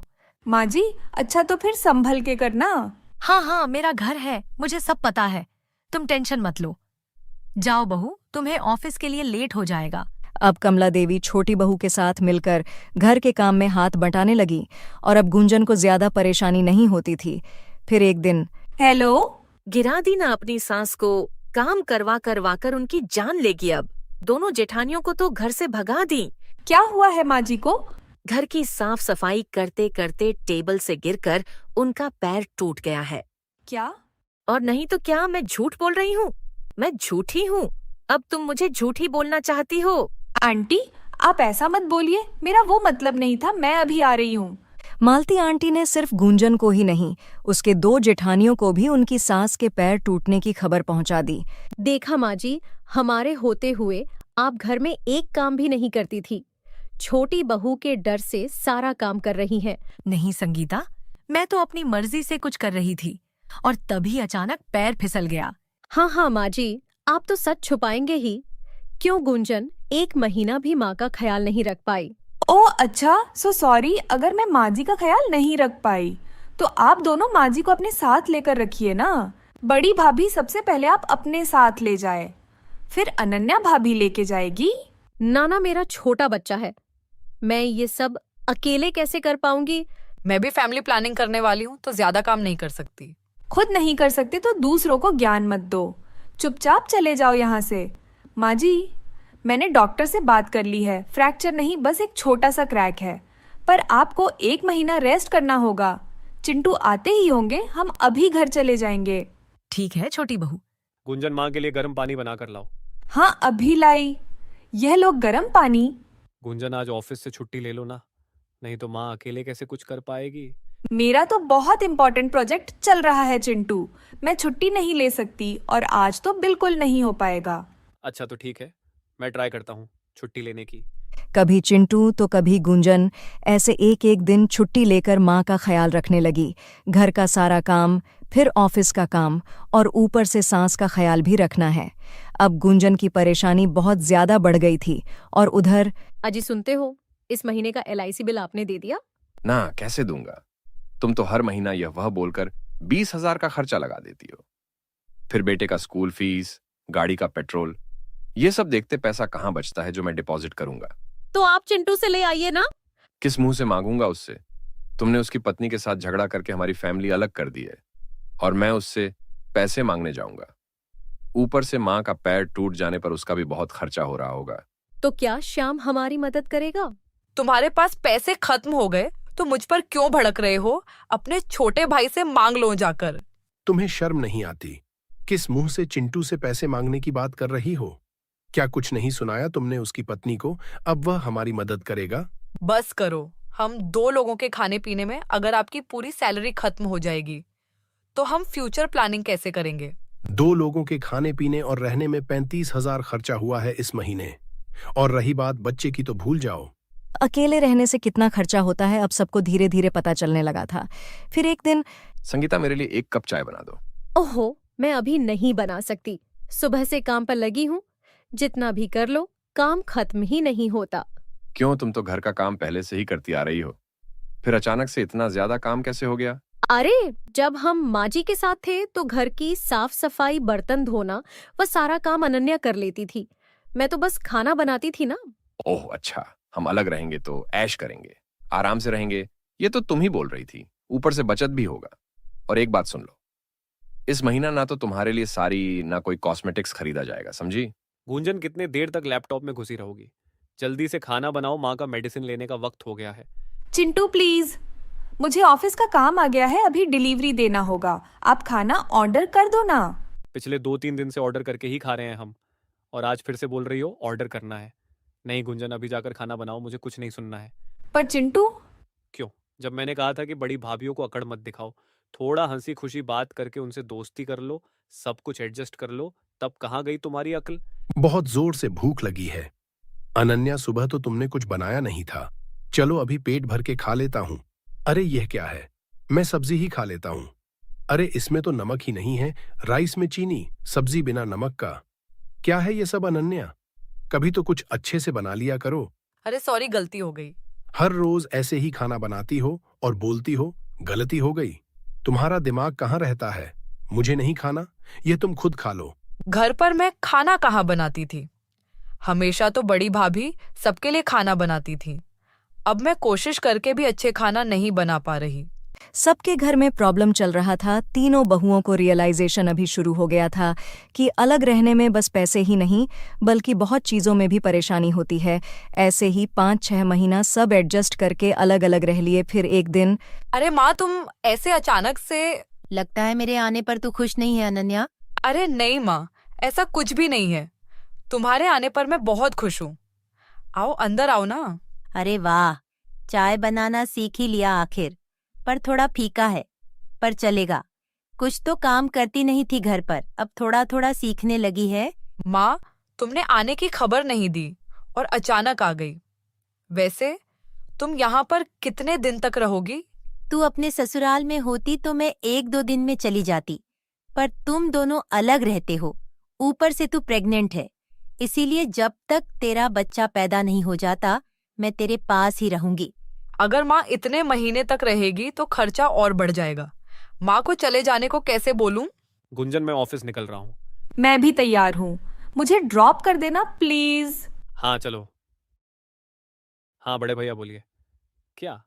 मैं अभी आया। क्या हुआ चिंटू? गुंजन, बड़े भैया का बेटा खेलते खेलते सीढ़ियों से गिर गया। कंडीशन कुछ ठीक नहीं लग रहा। मैं हॉस्पिटल जा रहा हूँ, तुम बस से ऑफिस चली जाओ। अरे ऐसे कैसे ऑफिस चली जाऊंगी? मैं ऑफिस नहीं जाऊंगी। सागर के बारे में सुनकर माँ जी बहुत परेशान हो जाएगी। मैं यहीं पर रुकती हूँ, आप मुझे हॉस्पिटल से फोन करते रहना। हाँ ठीक है। आपके बेटे को सर पर चोट लगी है। जल्द से जल्द ऑपरेशन नहीं किए तो ब्रेन में ब्लड क्लॉट होने का बहुत चांस है। डॉक्टर, आप जल्द से जल्द ऑपरेशन कर दीजिए। ठीक है, आप काउंटर में जाकर फॉर्मेलिटी पूरा कर दीजिए। हम ऑपरेशन आफ्टरनून में शुरू करेंगे। ठीक है डॉक्टर। भैया, मेरे पास इतने सारे पैसे कहाँ से आएंगे? आपको तो पता है अकेले रहने पर कितना खर्चा बढ़ गया है। ज्यादा से ज्यादा मैं आपको 50,000 रुपए दे सकता हूँ। 50,000 में क्या होगा? आप एक काम कीजिए ना, मेरे सारे गहने बेचकर कुछ पैसे ले आइए। सब तुम्हारे कारण हुआ है संगीता। अब तुम चुपचाप एक कोने में जाकर बैठो और मुझे कुछ सोचने दो। ना ही तुम घर छोड़कर आती और ना ही सागर अकेले खेलते खेलते गिरता। घर पर माँ उसका पूरा ध्यान रखती थी और यहाँ पर अकेले कौन है ध्यान रखने वाला? पर मैं तो। चुप करो तुम। माँ सागर पर एक खरोंच तक नहीं आने दी थी अब तक, और तुमने क्या हाल बना दिया उसका। छोड़ो भैया, अभी गुस्सा करने से कुछ फायदा नहीं है। भैया, सागर कैसा है? डॉक्टर बोले हैं ब्रेन में ब्लड क्लॉट ना हो जाए, इसीलिए जल्दी ऑपरेट करेंगे और इसके लिए मुझे 6 लाख रुपए डिपॉजिट देना है अभी। 6 लाख? हाँ भाई, प्लीज मेरी मदद कर दे। मैं पाई पाई जोड़कर तुझे वापस कर दूंगा। चिंटू, मैं तुम्हें बहुत खरी खोटी सुनाई हूँ, मुझे माफ कर दो, मेरे बेटे को बचा लो। नहीं भाभी, मैंने कभी भी आपके बात को दिल पर नहीं लिया। पर भैया, माँ के इलाज में बहुत सारे पैसे खर्च हो गए हैं और ऑल ऑफ सडन मेरे पास इतने सारे पैसे कहाँ से आएंगे? हाँ गुंजन बोलो। सागर कैसा है अभी? माँ जी उसके बारे में सोच सोच कर बहुत परेशान है, कुछ खा पी नहीं रही है। यहाँ पे कुछ सही नहीं है गुंजन। इमीडिएटली 6 लाख रुपए डिपॉजिट देना है ऑपरेशन के लिए, पर सबके पैसे जोड़कर भी इतना नहीं हो पा रहा। हम सब बहुत परेशान हैं। आपके बेटे का ऑपरेशन अभी शुरू होगा। आपको कंसेंट पेपर पर सिग्नेचर करना है। चलिए मेरे साथ। पर डॉक्टर, मेरे 2 भाई पैसे का इंतजाम करने गए हैं, थोड़ा टाइम दे दीजिए हमें प्लीज। आपका पूरा डिपॉजिट हो चुका है, चलिए मेरे साथ। डिपॉजिट हो चुका है, पर किसने किया? बड़े भैया, आप पैसों के बारे में बिल्कुल चिंता मत कीजिए, मैं वह सब संभाल लूंगी। आप फॉर्मेलिटी पूरा कीजिए, ऑपरेशन जल्द ही होना चाहिए। Thank you Gunjan. चलिए डॉक्टर। गुंजन, कुछ नहीं होगा बड़ी भाभी, मत रोइए, सब ठीक हो जाएगा। गुंजन के पैसों से संगीता के बेटे का ऑपरेशन हो गया और वह कुछ दिन में पूरी तरह से ठीक होकर घर वापस आ गया। माँ, मुझसे घर का ना तो कोई काम हो पा रहा है, ना ही कुछ खाने को मन कर रहा है। तुम कुछ और खाना बनाओ ना। बेटी, मैं तो कब से खाना बनाना छोड़ दी हूँ। घर पर तो तेरी भाभी सब कुछ संभालती है। अब तू मुझसे खाना बनाने मत बोल, बाकी कामों में मैं तेरी मदद कर दूंगी। अनन्या, तुम तैयार हो ना? चलो अल्ट्रासाउंड करवा लेते हैं, डॉक्टर ने आज का डेट दिया था। हाँ, मैं तैयार हूँ, चलिए। अनन्या, आप खाना पीना बिल्कुल सही से नहीं कर रहे हैं। आपके बच्चे का वेट अभी बस 1 किलो है। क्या? जी, बेबी का वेट कम से कम 3 केजी हो जाना चाहिए था। अभी तुम्हारे पास बहुत कम दिन बचे हैं डिलीवरी के लिए। अच्छे से खाना पीना करो, नहीं तो बहुत प्रॉब्लम हो सकती है। मैं क्या करूं? मुझे अपने हाथ का बनाया हुआ खाना अच्छा नहीं लग रहा और रोज रोज बाहर का खाना ठीक नहीं होगा इस हाल में। अपने लिए नहीं तो बेबी के लिए सोचो अनन्या। तुम बिना खाए पिए रहोगी तो उसका क्या हाल होगा? मैं जो भी खाती हूँ उल्टी हो जाता है। चटपटा खाना खाने को मन करता है, पर मुझे ना तो बनाना आता है और ना ही इतना समय खड़े होकर बनाने का हिम्मत है मुझ में। माँ, अनन्या के लिए आप ही खाना बना दीजिए ना। बेटा, मुझे तो खाना बनाने की आदत नहीं है, फिर भी मैं कोशिश करके बना भी दूं तो तुम्हारी बीवी को कुछ भी पसंद नहीं आता। अब मैं क्या करूं? बड़ी भाभी, गुंजन, माँ जी, आज मैं इन सब के पास होती तो वह मेरा कितना ख्याल रखते हैं, कितना अच्छा खाना खिलाती, पर मैं तो खुद। गुंजन को मैंने कितना कुछ सुनाया था। अनन्या के साथ मिलकर रोज रोज उसे परेशान करती रहती थी, हाथ धोकर उसके नौकरी के पीछे पड़ गई थी। पर आज उसकी नौकरी, उसके पैसों के वजह से मेरा बेटा सही सलामत है। शायद यह सब मेरी गलती है, मैं ही गुंजन से जलती थी। गुंजन, तू अकेले इस घर के लिए बहुत कुछ कर रही है। मैं हमेशा से चाहती थी कि इस घर में कोई नौकरानी ना आए, हम सब मिलकर घर का काम कर लेंगे। पर अब लगता है हमें किसी को काम पर रख लेना चाहिए। पर माँ जी, जैसे तैसे तो सब कुछ मैनेज हो जा रहा है, फिर नौकरानी क्यों? नहीं छोटी बहू, आज नहीं तो कल तुम्हें भी बच्चा होगा, फिर तुम यह सब अकेले कहाँ कर पाओगे। और मैं अपना हाथ पैर तुड़वा के तुम्हें और मुसीबत में नहीं डालना चाहती, इसीलिए मैं मालती से बात करके देखती हूँ। उसे तो पूरी दुनिया की खबर है, किसी ना किसी को जरूर जुगाड़ कर देगी। ठीक है माँ जी, हम शाम को बात करेंगे, अभी ऑफिस निकल रही। हाँ ठीक है, अपना ध्यान रखना। गुंजन। हाँ सान्या, तुम्हें मैनेजर बुला रही हैं। ओके। गुंजन। सॉरी सर, आज फिर से लेट हो गई, पर मैं अपना काम खत्म करके ही जाती हूँ और कुछ बाई चांस बच जाए तो घर पर कर लेती हूँ। कोई भी काम पेंडिंग नहीं रखती और आप कहेंगे तो मैं हर रोज आपको अपडेट देती रहूंगी। आई नो तुम बहुत हार्ड वर्किंग हो, इंटेलिजेंट हो और डिजर्विंग कैंडिडेट भी हो। Deserving candidate? Yes Gunjan, management का डिसीजन है कि तुम्हें नेक्स्ट प्रोजेक्ट के लिए जर्मनी भेजा जाएगा। जर्मनी? सच? यस गुंजन, नेक्स्ट मीटिंग में मैं आपको फुल डिटेल दे दूंगा। Okay. Thank you sir, thank you so much. Gunjan ने घर आकर चिंटू को सारी बात बताई। गुंजन तो खुश थी, बट चिंटू उदास था। हरगिज नहीं, तुम मुझे और माँ को छोड़कर जर्मनी कैसे चली जाओगी? पर चिंटू, ऑन साइट में काम करना मेरा ड्रीम है। गुंजन ने घर आकर चिंटू को सारी बात बताई। गुंजन तो खुश थी, बट चिंटू उदास था। हरगिज नहीं, तुम मुझे और माँ को छोड़कर जर्मनी कैसे चली जाओगी? पर चिंटू, ऑन साइट में काम करना मेरा ड्रीम है। गुंजन, तुम ही बताओ, मैं तुमसे क्या कहूँ? तुम मेरी जगह होती तो क्या करती? बोलो। हाँ चिंटू, मैं समझ सकती हूँ, बट मुझे इतना अच्छा ऑफर मिला था जर्मनी में रहकर काम करने का और मैं इसे गंवाना नहीं चाहती। ये मेरे करियर के लिए ये प्लस पॉइंट है। चिंटू, चिंटू।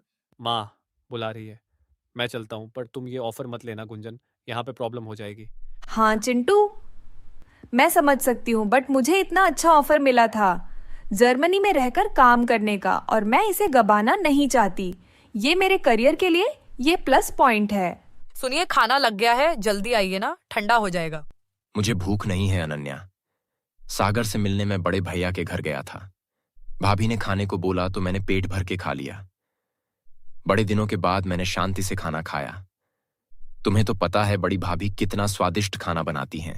हाँ, सही कहा इन्होंने। मुझे भी भाभी का बनाया हुआ खाना खाने को बहुत मन कर रहा है। अरे गुंजन, तुम यहाँ पर?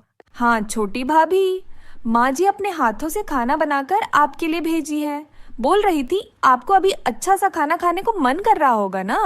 थैंक यू गुंजन, न जाने कितने दिनों के बाद मैं जी भरकर खाना खाया।